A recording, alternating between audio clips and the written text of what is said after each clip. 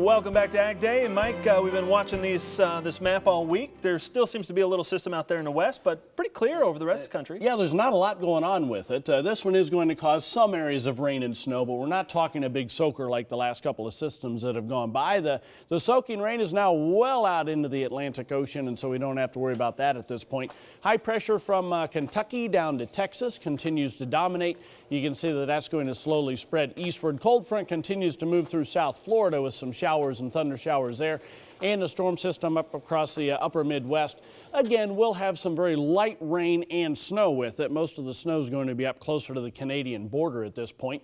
Going on through tonight then, you can see how that system will continue to dive through the Great Lakes. A lot of that will be rain into the Great Lakes, but once it goes by, could turn over to snow before ending in some of the lake effect areas anyway. But you can see as we head into tomorrow morning, high pressure in the Gulf Coast and also up in the northern portions of the Rockies.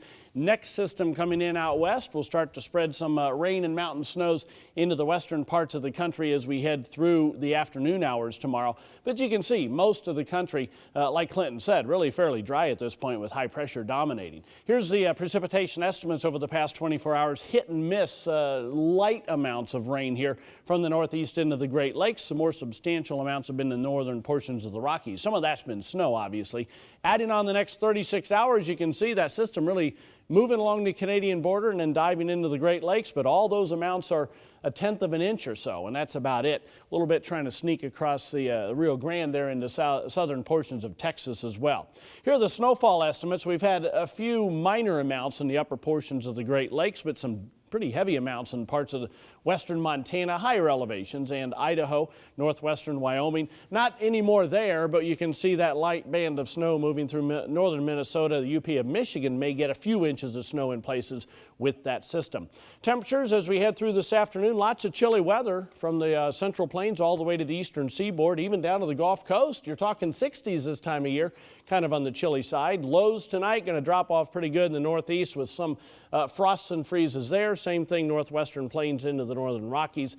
And then tomorrow afternoon you can see 60s back into the Ohio River Valley. So that's still on the cool side for this time of the year. Lots of 40s and 30s up along the Canadian border. There's a jet stream, the main trough off the northeast coast. As you can see, another little ripple there. That's that secondary system moving on by. Then we kind of go zonal for a while, but it does look like as we head into next week, this trough may really start to dig in at some point, and that's going to bring some, at least a quick shot of cold air into the middle of the country. That's a look across the country. Now let's take a look at some local forecasts. For Flagstaff, Arizona today, mostly sunny and pleasant, high temperature around 60 degrees. Ames, Iowa, partly sunny and breezy with a high around 53. And finally, Florence, South Carolina, a good deal of sunshine and cooler, the afternoon high right around 63.